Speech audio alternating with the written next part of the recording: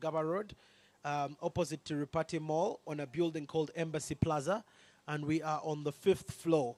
So for those of you that are excited about entrepreneurship, science, technology, engineering, and math, American culture and values, the power of creativity, and those of you interested in studying in the United States, we have a program called Education USA, where you get information about how to apply to universities in the USA, or for either undergraduate or graduate school level. We provide different resources like books to prepare for those test exams, and also opportunities for you to engage with other young people in workshops, trainings, and everything at the center is free of charge. So I will look forward to see some of you at the American Center.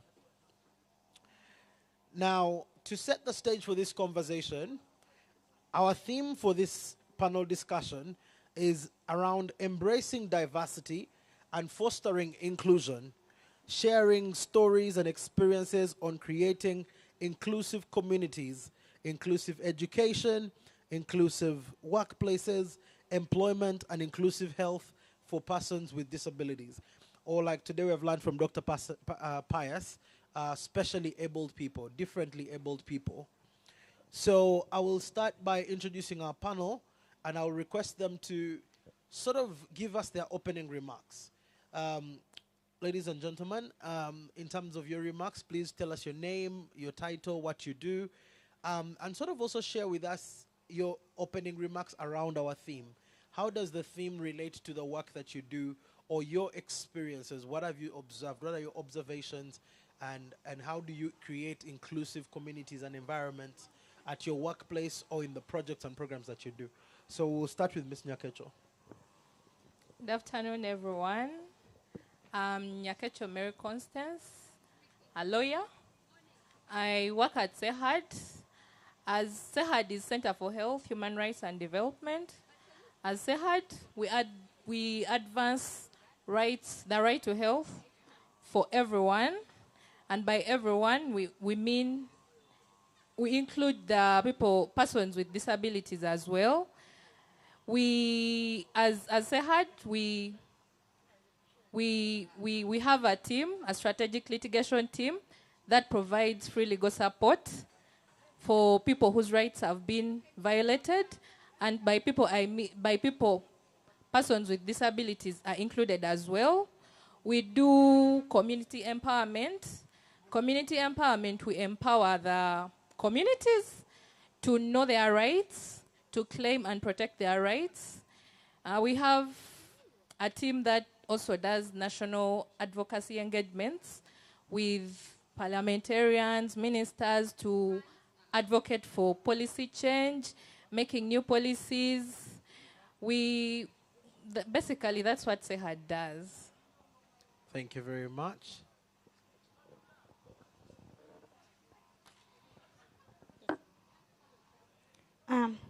Thank you very much, and thank you, our moderator. Once again, the name is Rotarian Rotaractor Nakandi Penina, the Executive Director of PB Uganda. PB Uganda is Persons with Disabilities in Business Uganda. We are very much honored to be part of this history today, and we can't take this for granted. But thank you for giving us the opportunity. Whoever thought about this has done something amazing.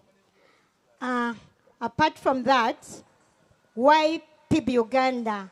I started this as a person who came out having gone through an employment challenge. You all know the population of unemployment in our country, whereby the youth, despite you have a disability or without disability, it is hindering us the more. So that's why I started with PB Uganda, to empower persons with disabilities with business ideas. We have what we call mentorship program in business. We support persons with disabilities to make sure that they register their business professional-wise. We give advice and we do mindset change. I'm also a Rotarian and a past Rotary actor from the Rotary Club of Mengo, where I'm the Director Youth Service in the Rotary Club of Mengo. I take care of different Rotaract and Interact clubs. And then I'm also an entrepreneur. I'm the chairperson for 3Ps Business Professionals, a community-based organization located in Lubaga, the makers of homemade liquid detergent. This is our mother business that we do. We also train people in starting up business and also in investment.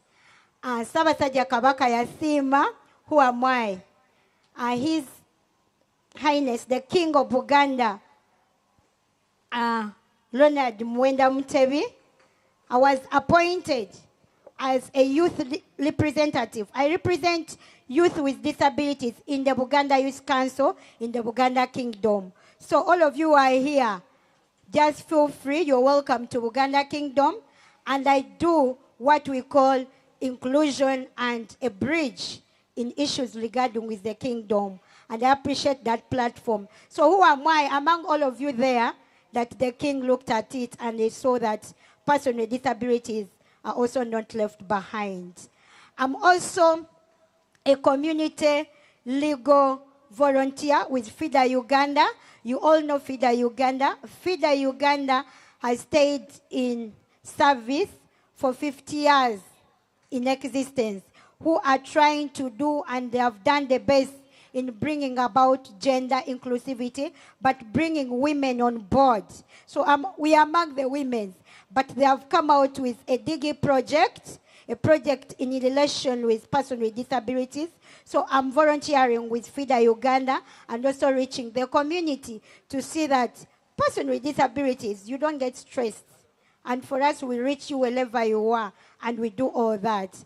I'm also a mother, and I'm also a social worker, but I also work with different localities. We are located in Mengo, in the Lubaga division, and I'm also happy to be part of this panel. Thank you very much. Thank you so much. Mr. Davis? Thank you. Thank you very much. A very good afternoon, everyone. My name is Davis Mugabi. I am the General Manager of Protea Hotel by Marriott, Kampala Skies. I am here on behalf of Simba Group in representation of our visionary leader, Mr. Dr. Patrick Bitature. We are privileged as an organization to be part of this groundbreaking opportunity. Obviously, as a group, we pride ourselves in an approach of inclusion. We believe that with this opportunity at the Disability Festival of 2023, it's an open platform. We break barriers. We break the monotony of thinking that if you are a person with disability, you are unable to exist in this country. And for us as a group, obviously, it's an opportunity to break that monotony, set the ball rolling, and make people understand that we are all able, and that's the major reason why we are here. It's also part of our corporate social responsibility. It aligns with our vision to have an all-inclusive approach, making sure that everybody at their workplace, living conditions, etc., is included in an approach that helps them grow at work, but also helps them grow in life. So for us, this is a great opportunity, and we're privileged to be part of this. Thank you. All right, thank you very much, Mr. Davis Mugabi. And thank you, our dear panelists, for those wonderful introductory remarks. So I'll start with Davis. Davis, as you are aware, like our theme today is really around, embracing diversity, inclusion, equity, access, right? As someone who runs a hotel, think about it from a standpoint of infrastructure. How do you ensure that there is access for people with disabilities? That's from an infrastructure perspective. But when it comes to employment, how inclusive is your workplace, right?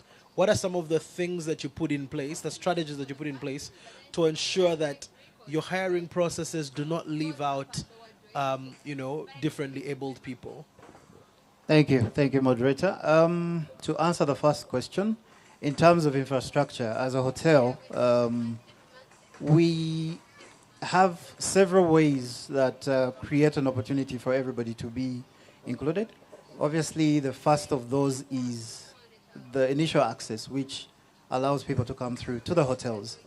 We have ramps as a matter of standard, ramps that allow people to come through without any challenges. Obviously, people with disability or any other people that come through to the hotel are catered for.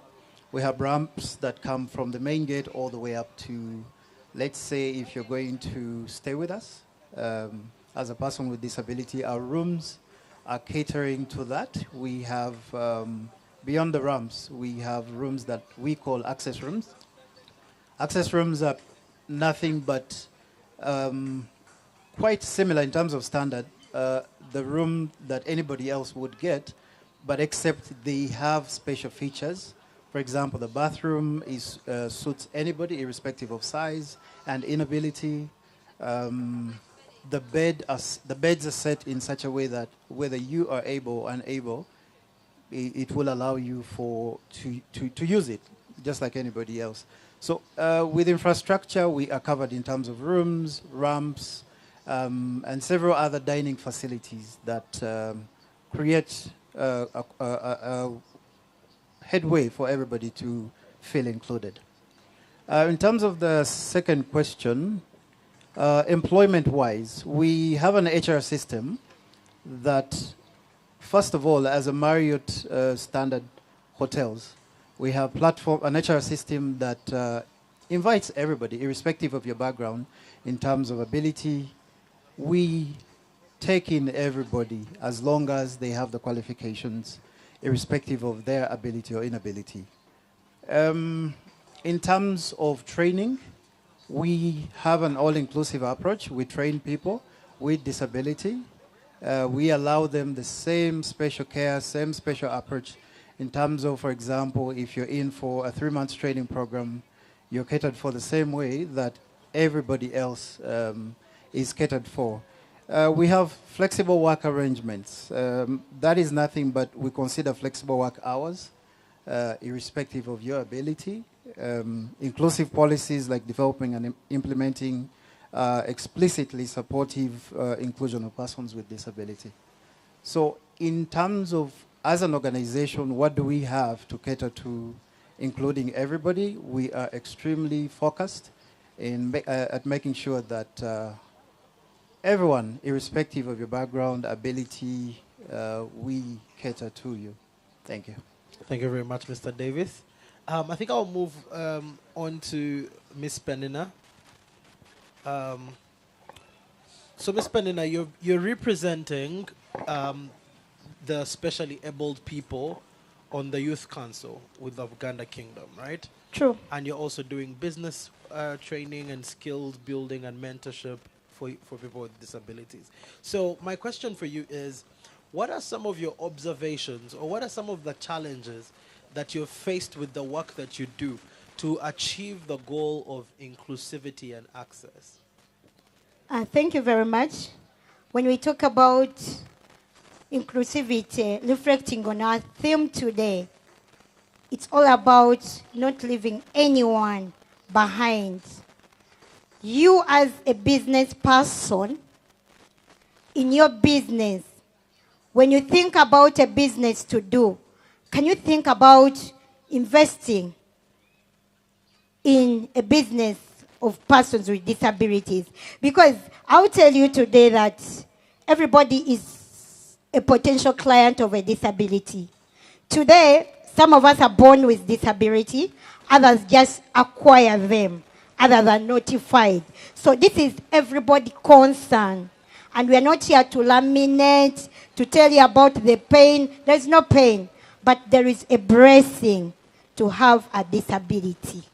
Now, when you talk about service in person with disabilities, in reflecting business, and that is money or economic, we contribute to the economy of this country. And if you talk about influential people in developing a country like Uganda, you can't leave cultural leaders behind. By the way, team, join me to congratulate the Busoga Kingdom yesterday. They made it really right, and at least they have scored it. Now, coming to Uganda Kingdom, a kingdom development cannot be complete when issues concerning persons with disabilities are not brought on board. That's why I give credit to Ssaabasajja Kabaka with the Nsonga Ssemasongetan. Those are the 5 reasons of bringing back Buganda Kingdom on top. Not leaving persons with disabilities behind. And this is part of what we're doing. So in the kingdom, you cannot talk about persons with disabilities when in your leadership, when in your employment, you don't have a person with disability to be part of the decision maker all on the plan. For example, we thank Protea Manager. He has talked about the human resource policy. But in the HR policy, the people who are there as the human resource, is there a person with disability to be on that HR policy? So you cannot talk about the council in the kingdom of Buganda if a person with disability is not brought on board. Today, inclusivity is in this event because we are seeing person with disability being on the arrangement team. So let the team be complete. And the only way for our services to be complete, it's by making sure that persons with disabilities are also on that part. So, as an entrepreneur, I didn't fail to go to school. Because here in the country, they say that you go and study. But we all have bachelors of degrees, we have diplomas, we have all what? That means we are eligible and everybody has got that. Whether you have a disability or not. By the way, persons with disabilities, we are blessed that we have affirmative action, which is at Makerere University or at high institution. But at the grassroots in primary school, you can't talk about inclusion when our education is not inclusive. Penina, today I'm here on the panel because I'm educated. When you educate a person with disability, either in business, either in activity promotion, either in religious, you've done inclusivity. So when you educate a person with disability, that is breaking the barrier, and that is what we are crying for, and that's what we are fighting for. Then, employment, that is my core element. It's not that I didn't have the papers. I have those documents, but those are just papers. And the issue is, you go to apply for a job in several companies. Some companies have been in existence 100 years in this country. I'll give you a case scenario of my experience. I went to Ministry of Gender, Labor and Social Development, whereby most of us, we belong in Ministry of Gender. But when you go in Ministry of Gender, there is what we call where you drop the letters, the registrar office. The registrar is high on top, and you can't access the window. So you're just down there, and the person is in the window. He keeps on saying, come in, come in. The person cannot see you, but this thing was made to that. So today, in this disability Kampala City Festival, we encourage. We are not complaining. We are appreciating. Let's revise our action. Because a registry, it is something crucial that should be put that we can access communication. No matter what. If Protea is to send someone to deliver an email, it doesn't need. You can send someone like Penina or someone in a wheelchair to deliver. But how will that person deliver the information when the windows are high that they cannot? I'm requesting you. I appreciate the good work, Minister of Gender, you're doing. But can you revise? Let's get back on the draw board and put this. So communication is a core element. I'll talk about UCC, Uganda Communication Service Commission, which is the regulatory government entity in this country. It has got a very good building, very good accessibility. But recently, I went there also to deliver a proposal, but reaching at the registry, as if someone didn't know that persons with disabilities do also exist. And this is very good. Now, the challenge is two-way. The person working in the registry has got a disability because he cannot access the penniners. And even Penina has that. So I request also UCC, when you are employing employers, please make sure that you engage persons with disabilities into that. As I conclude, I appreciate, maybe this will go with one of our panel discussants, Mr. Protea, the CEO. You have invaded it. Some of us are looking to be like you. I've been to the Hotel Protea, very amazing. But my joy is it will be of a good entity to see a person with disabilities. I don't know how many persons with disability you have employed when they are giving services, when they are serving us meals. I'll be happy to see someone with a disability and is in control of serving us meal. Then let's continue doing such events, activities of this kind that we can bring inclusion on top. Thank you. Thank you very much, Madam Penina. I think my final question goes to Ms. Nyakecho. So, Ms. Nyakecho, very briefly, can you share with us what are some of the policy issues that you've dealt with at SEHAD that affect people with disability? Or sort of like, whether it's internally with your organization or in your litigation? Well, to be honest, we've not faced a lot of policy issues. We've not had many cases regarding persons with disability. Majorly, I think it's because most of them are not reported. We don't receive those cases. If they happen, they are just kept within the communities. But usually, we don't handle cases, but we review policies concerning the persons with disability, the inclusion of persons with disability. We majorly work with the Ministry of Health. Recently, we've been having meetings with the Ministry of Health to draft a human rights-based training manual that prominently speaks to inclusivity of persons with disability.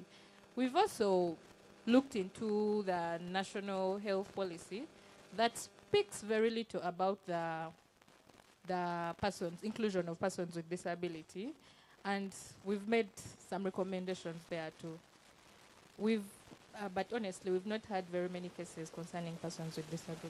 Okay, perhaps maybe outreaches to these people to sensitize Yeah, for that them. we do. We sensitize. We do a lot of community sensitizations. We have trainings, and we include the persons with disabilities. We also involve the leaders, by the way. We train them, we empower them. We do so much capacity building in communities. Awesome. Thank you very much, Nyakecho. So I think to wrap up, we'll each have 1 minute to give us your closing remarks and maybe a call to action. We could start with Davis and move this way. Thank you, moderator. Allow me start, or rather conclude this with, first of all, I appreciate Ms. Penina's comments. They're very eye-opening. But on top of that, I would like to highlight one or two things. I know that she mentioned, or rather challenges, the fact that she would wish to see a person with disability perhaps in service when she enters the hotel. I'm glad that you've actually, first of all, been to the hotels, and you would agree that we have provision for people with disability. Now, to reaffirm our position as a group, initially Simba Group, but also the hotels, since that's what we are discussing in a moment. I want to give you assurance that we do have people with disability in our workforce. It may not necessarily be visible on a day-to-day service. However, we were very intentional and we've recruited people. First of all, there are not so many. I would like to mention that our recruitment system is purely based on merit. And obviously, there is a lot of people that we can hire on merit with disability. And there's a few that we've hired. The number is still rather low. We wish to grow that number based on merit again. But yes, we do have a number of people within our workforce that have disability cases, but we operate with them normally. We don't treat them in any strange way. We actually include them in the day-to-day running. And you should definitely have the assurance that we are very much a responsible organization, and we include everybody, irrespective of their background or ability or inability. In my closing remarks, of course, we challenge the country to think beyond the monotony of imagining that everybody that has an issue on their body, whether they were born with it or got it along the way of life, we challenge the country to understand that these people need us the same exact way we need them. We are all inclusive. We want to break the ground and be part of the journey, or rather the team that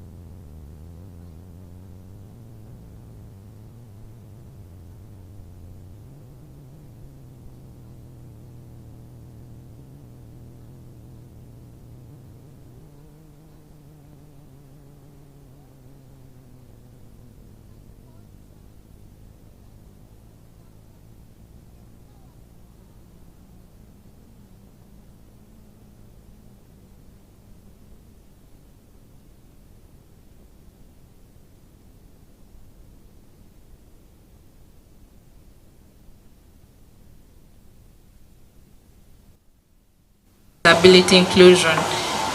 Take for an example the Persons with Disabilities Act that was recently enacted in 2020.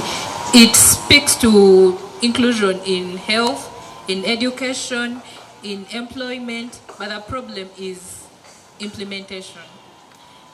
We don't, even the people themselves who own who are supposed to own the law itself don't know about the law. The persons with disabilities don't know.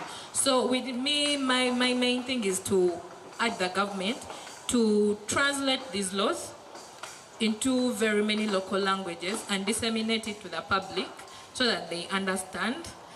They should also maybe make the information accessible in the format that is understood by the persons with disability, for them to know their rights and know how they can defend themselves. I also want to speak to the lack of accountability by the government. Yes, we put up these laws, like the Persons with Disability Act has a lot of laws.